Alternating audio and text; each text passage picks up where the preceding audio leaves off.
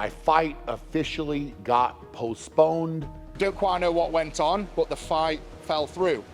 You know, as you can imagine, this is hugely disappointing to me. It was big money, it was life-changing money, and that's why I took the contract. And of course, me and Brian, being family men, we want to secure our futures, make everything financially secure for our children, our great-grandchildren, etc.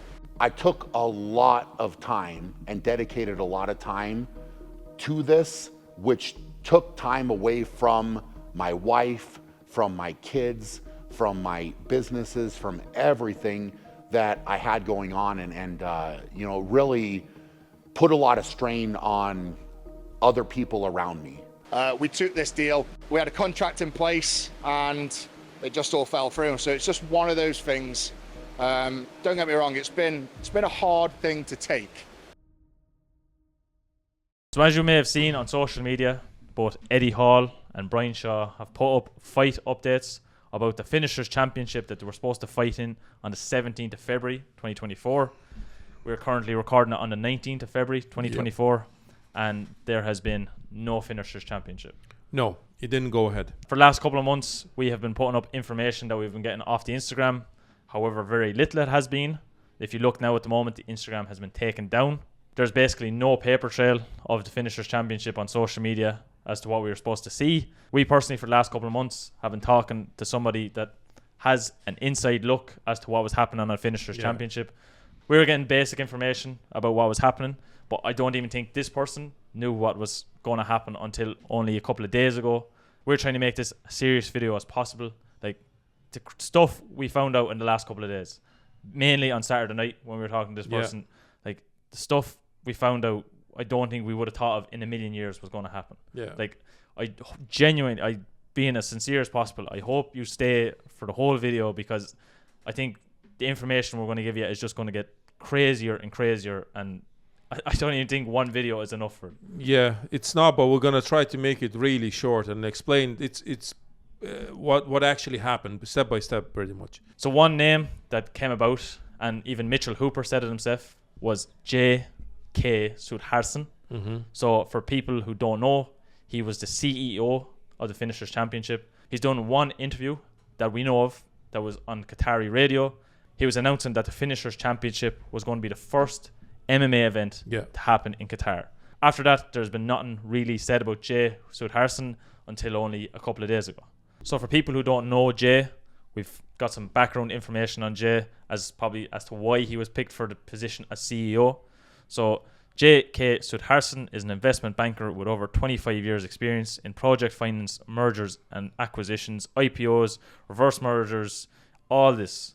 He's the chairman of Finishers Championship Limited, and he's been intrinsically involved in the stewardship of the Finishers Championship brand, franchise development activities and financing. He worked with major Wall Street and City of London firms, sovereign wealth funds, offices on a global basis. His track record includes successful assignments with Fortune 500 enterprises like Ford, Toyota, P&O, Maersk, BT, Verizon, the list goes on. In 2011, he served as the managing director of Prince Waterhouse Coopers, PwC, in New York City, leading the firm's strategic advisory business. Earlier in his career, he was engaged in logistics and systems engineering work in support of various US government agencies. He is a member of the UK Institute of Engineering and Technology and received his MBA degree with concentrations in finance and marketing from Emory University. That can't be real. It's like the list. That can't be real. Like, it seems like the perfect candidate. Seems like the perfect person. But again, why would he get involved in Qatar with MMA? I have no idea. Like, it doesn't say like, oh, he has a background in fighting. He has an interest in combat sports. That sounds made up, if you ask me. Yes. One of the main draws for the Finishers Championship was going to be record sales for attendance. We're going to break 3 world records for in-person attendance, for pay-per-view subscriptions, and for prize money. And from what we've found out, that is not true. So from the message we got, the stadium was never booked, and he believes that Jay is going to grab the ticket money and just flee the country. This is only a few days before the Finishers Championship is supposed to happen. So from what they tell us, they were able to stop him. They were able to stop Jay. and get all the money that they paid for the tickets up front and give it back to people, a lot of people. From the information we've got, Jay seems to be the person that's just orchestrating it to get money as such for whatever reasons we don't know. Yeah. We've then seen on Reddit, and we've seen from this person as well, that Jay has actually ran to the US Embassy to get out of Qatar. Now, this is information we're after receiving, and it's basically to try get out of Qatar. Because Jay has US citizenship, he'll be able to go to the US Embassy, so things are getting very serious. It's way more serious than we actually thought. So basically, was his plan from the start to sort of just scam people and just get the money for the tickets and that's it, and just skedaddle? I don't know, but it's really bad. At the start of the whole thing, it kind of looked like it's real and it's gonna go ahead. But I think even with the names that they announced, it sounded too good. One of his main jobs as well was to secure the financing and the sponsorships for this whole competition.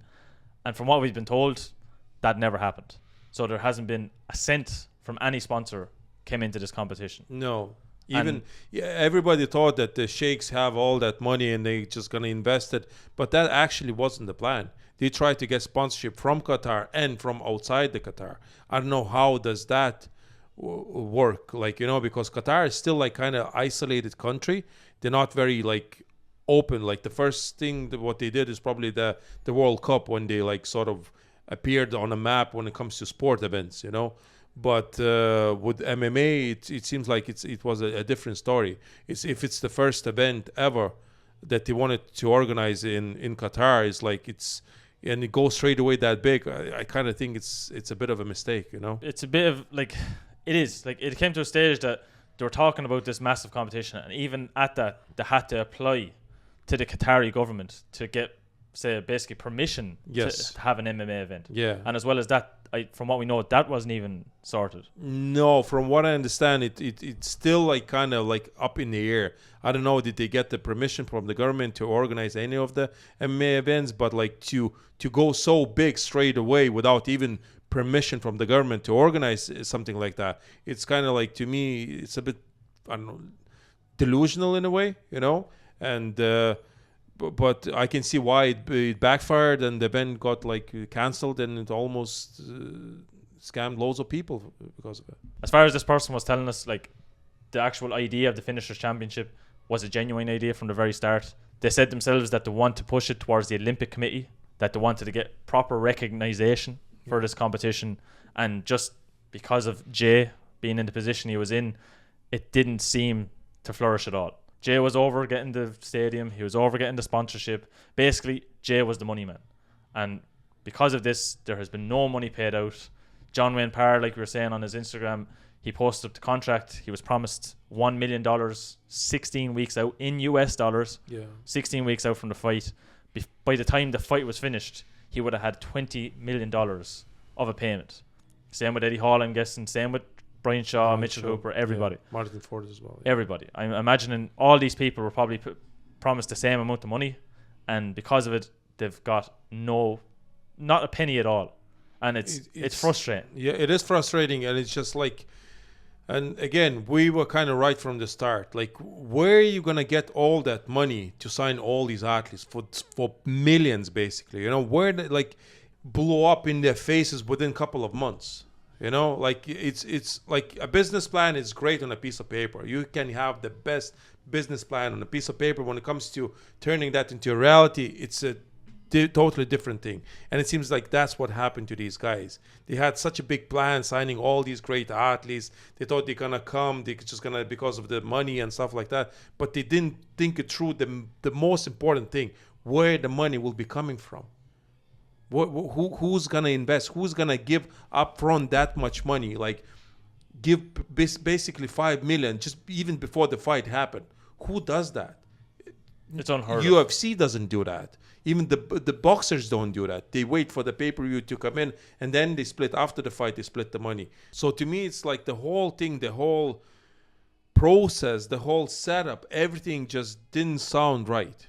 Basically, the guy, one of the main guys, he tried to scam people. He tried to scam people. He tried to flee the country. Yeah. He's so many things going against him at the moment.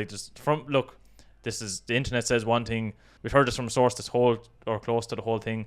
So like we'll take their judgment. But it just seems there's too much sketchy stuff going on at the moment. Like, to be honest, I'm kind of happy that it's over now at the moment. Like, I would have liked for the competition to go ahead, just for everyone to get paid. All this grand thing that we could have looked forward to again in the future, it would have been this staple that, you know, crazy things would have happened, MMA fights, but look, it never happened. It never happened, and then Eddie Hall in his video said to himself that he might be looking for different promoters, and he still thinks that it's great fights to happen, like with Martin Fornwich, Hooper, him, and Brian Shaw. And maybe he's right. Maybe there is people who want to see that, but like based on our comment section, it's not going to happen. Not too many people want to see that actually. No. But you know, it's possible, and maybe it can happen somewhere else, like in Europe, in England, or it's not a bad idea. And I don't know, if they find the right promoters, it might go ahead. Either way, leave a comment down below. If you're new to the channel, please press the subscribe button. If you already are subscribed, make sure to press the bell icon. It'll keep you up to date with everything that's Lalas Brothers. We'll see you in a future video. See you later, guys.